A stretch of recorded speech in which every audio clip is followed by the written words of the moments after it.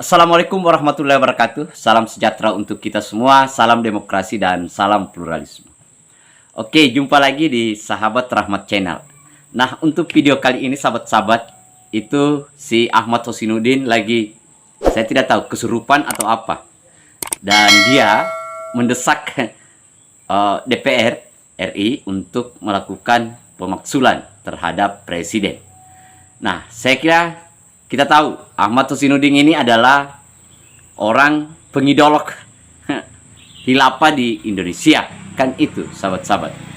Itu artinya di balik cerita yang dia bangun, narasi yang dia bangun, itu hanya sekedar bagaimana memuluskan taktik bulus dia untuk itu tadi, mempengaruhi orang dalam kerangka sistem khilafah ditegakkan.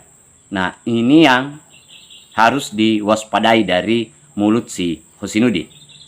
Nah, lebih lengkapnya sahabat-sahabat, kita lihat dulu nih videonya. Kebatinan kita hari ini prihatin, cemas, sekaligus marah.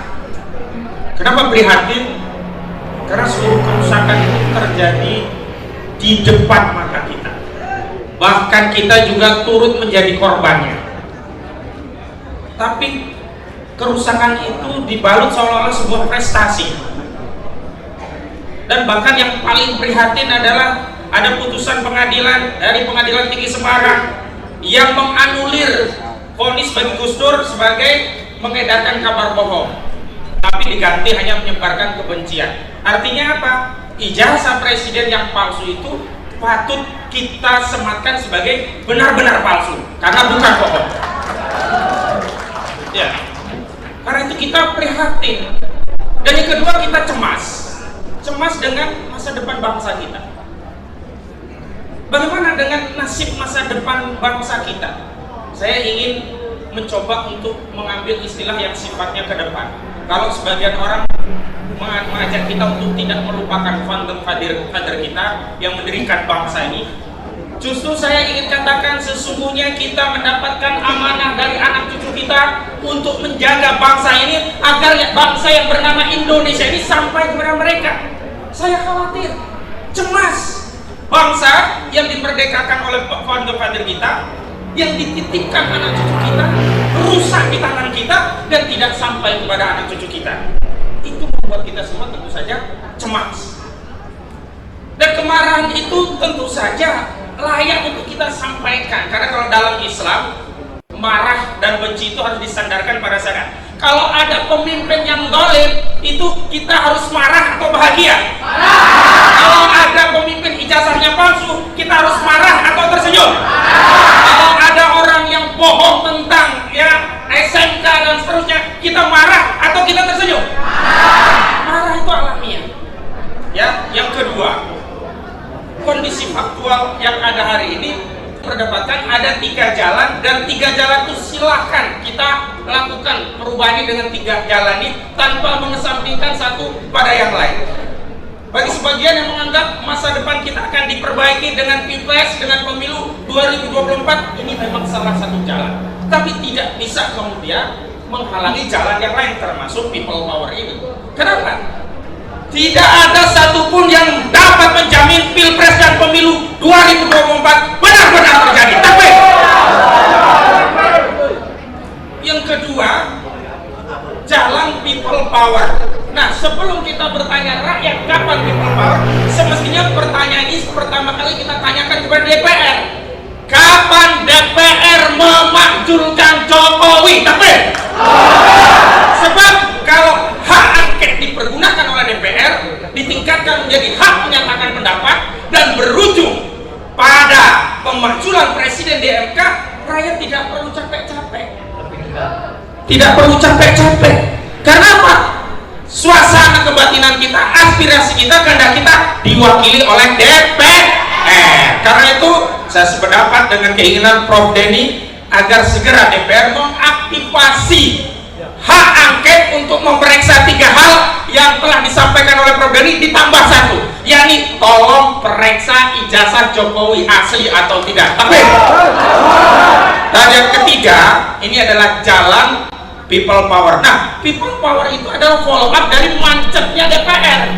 Kalau DPR sudah bekerja menggunakan mekanisme di DPR untuk mengontrol eksekutif, dalam hal ini Presiden Joko Widodo, maka kita bisa menunggu dan duduk manis. Tapi faktanya apakah DPR melakukan itu? Karena itu kita juga punya hak konstitusional untuk melakukan apa yang disebut dengan people power. Nah, itu tadi kita sudah dengarkan ya. Yang pertama adalah membawa atas nama Founding Father, pendiri bangsa ini. Nah, yang harus kita waspadai adalah bahwa si Hosinuding ini hanya betul-betul mau mencari dukungan publik saja. Karena dari sisi ideolog itu sudah bertentangan dengan mengusung sistem yang namanya sistem khilafah. Itu yang catatan kerasnya, sahabat-sahabat. Yang kedua, saya kira Founding Father negara kita itu sudah final. Indonesia selesai, Pancasila selesai, tidak ada lagi embel-embel yang lain. Itu. Kemudian sekaitan dengan people power yang dia sering dengung-dengungkan.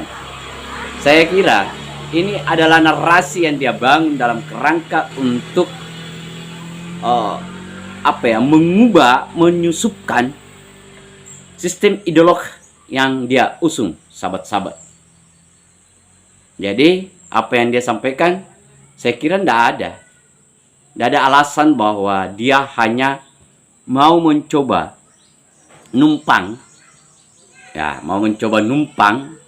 pada tokoh-tokoh yang lain, kan begitu.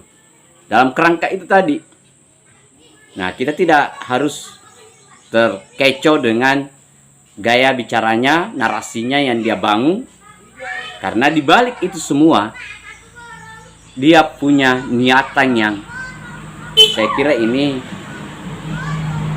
mengubah sistem negara. Itu yang kita tidak terima, sahabat-sahabat. Nah, saya kira itu, sahabat-sahabat. Silakan sahabat-sahabat nilai sendiri seperti apa ini orang, rekam jejaknya, bagaimana dia meneriakkan sistem khilafah di Indonesia. Nah, itu sahabat-sahabat. Silakan sahabat-sahabat nilai sendiri terhadap orang yang satu ini. Saya kira itu. Terima kasih banyak. Assalamualaikum warahmatullahi wabarakatuh. Salam NKRI. Salam pluralisme.